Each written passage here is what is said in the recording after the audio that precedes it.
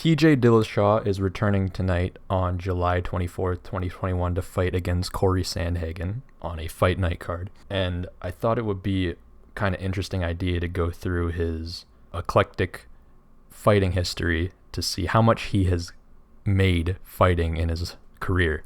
So he has a 20 fight professional record, 16 wins and 4 losses. To start it off, he had 4 fights at different venues, one being against Sar Saklavos, apologies if I said that wrong, where he won by unanimous decision.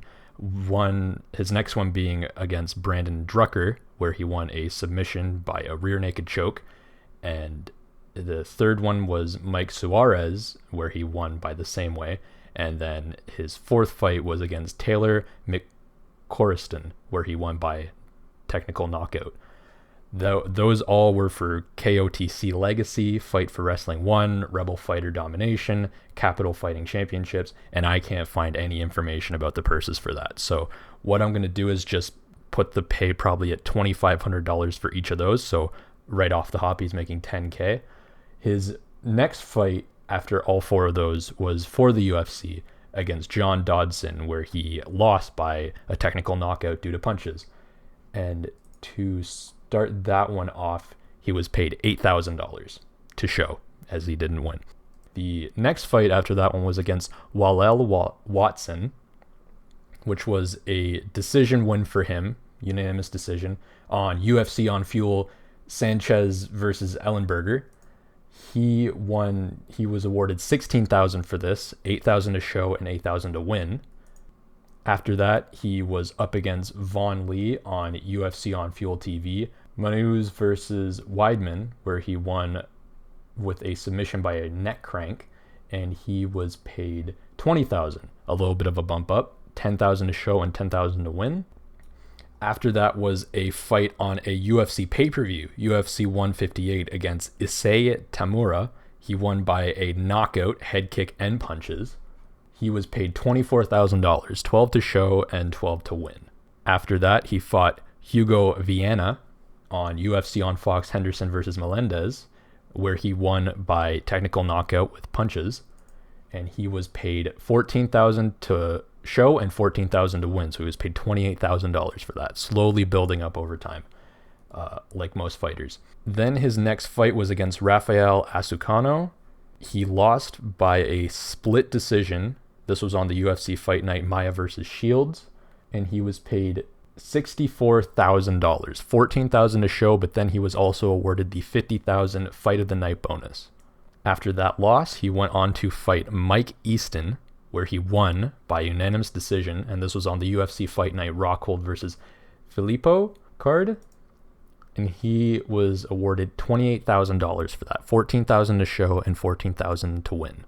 After that, he fought Renan Barrero, where he won via TKO with head kick and punches for the UFC 173 pay-per-view.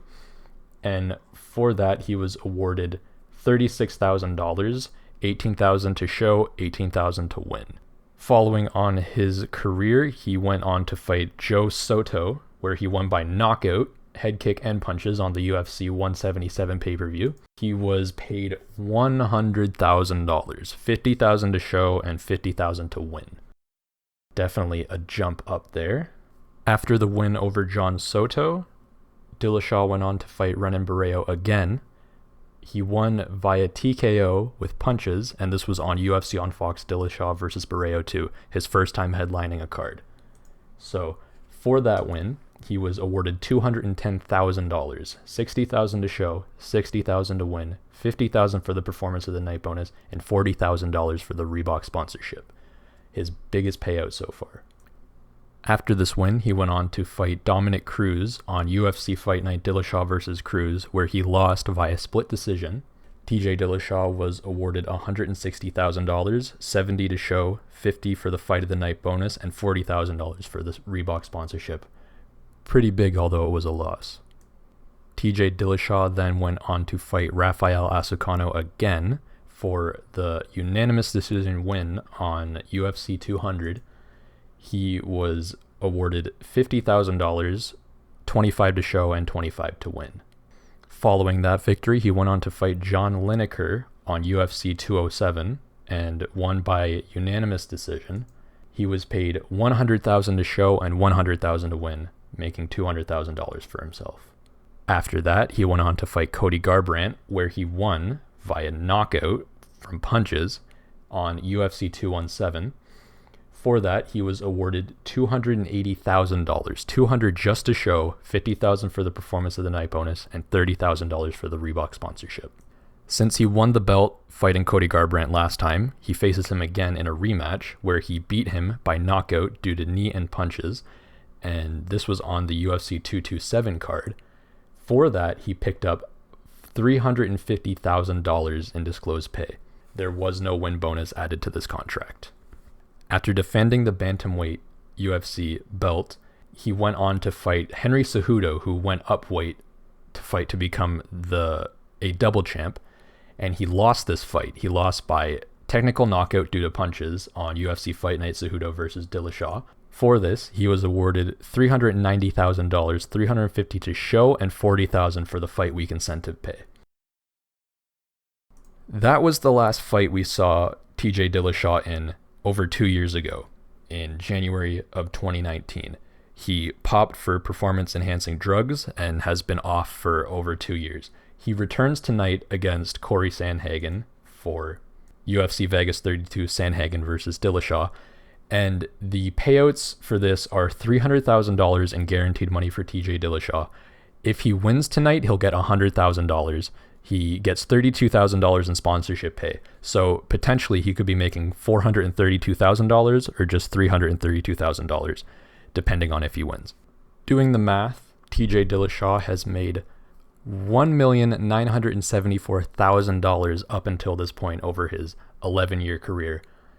If he wins tonight over Corey Sandhagen, he will make a total of $2,406,000. If he loses, he will make $2,306,000.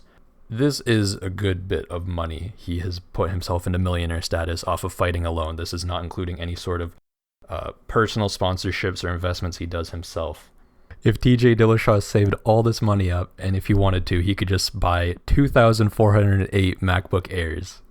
Or if he cares more about cars, he could buy 79 Dodge Chargers. I don't know where he'd put them, but you know what? If he wants to, by all means, he has the money for it. I hope you guys like this video. This is just a new idea I came up with, and I think it was a fun enough video. If you liked it, be sure to like and let me know your thoughts in the comments below. And if you want to see more, be sure to subscribe. See you in the next one.